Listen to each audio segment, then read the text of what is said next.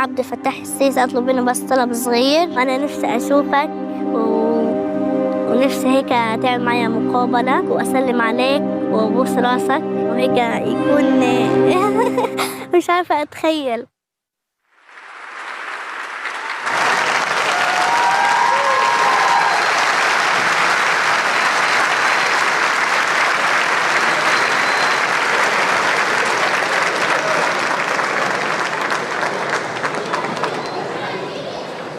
تعالي تعالي.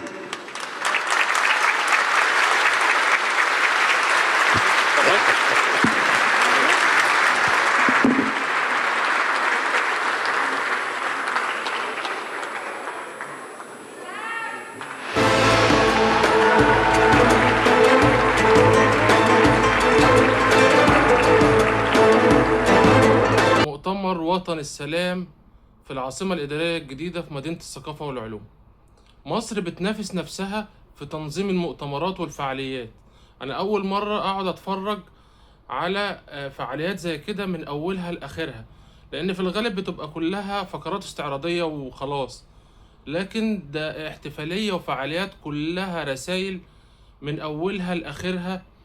من أول إسعاد يونس لما دخلت وقالت أنا ما جبتش البيجامة الكاستور، لغاية الفقرة بتاعت الموهوب والممثل الجميل محمد سلام وكلامه عن العدو وعن إسرائيل وكلمة العدو صريحة، وفيلم قصير عن سينا وعن أهالي سينا وعن إزاي هم شاركوا في الحروب مع الجيش المصري ودافعوا عن رمال بلدهم. وطبعا محمد سلام فاكره شوال الرز، فاكر محمد سلام مين؟ ومناسبة شوال الرز برضه فاكر أمال ماهر تبقى مين؟ كل لحظة النهاردة كانت في الفعاليات كان فيها رسائل ضمنية ورسائل قوية ورسائل واضحة. الفقرة الأهم فقرة معاناة أهلنا في غزة وأهلنا في القطاع، والطفلة ريتاج واللي حكيته حاجة يعني تمس القلوب بصراحة. وإن فقرة الفيلم القصير عن غزة وبدايتها كده مكتوب قطاع غزة ما قبل 7 أكتوبر.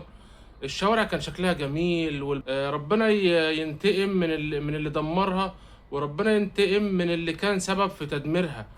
رسائل مجمعة بتدعم القضية الفلسطينية، رسائل شعبية وحكومية. أمثلة بسيطة: المثقفين والكتاب ممثلين في الكاتب أحمد مراد، السياسيين المخضرمين ممثلين في الأستاذ أسامة الدليل، الفنانين طبعا كلهم غنوا وكلهم اتكلموا. شيخ الأزهر قال كلمة عن مصر ودعم الرئيس السيسي في وقفة مصر ودور مصر في إيقاف الحرب في غزة، والدور مصر اللي ما اتغيرش من سنتين لغاية دلوقتي، والدور اللي عملوه الشباب الممثلين في ان هم بيردوا على قطيع السوشيال ميديا بتوع الخرفان، وان ازاي مصر بتعمل القضية مش من دلوقتي، من ساعة القضية ما اتعمل.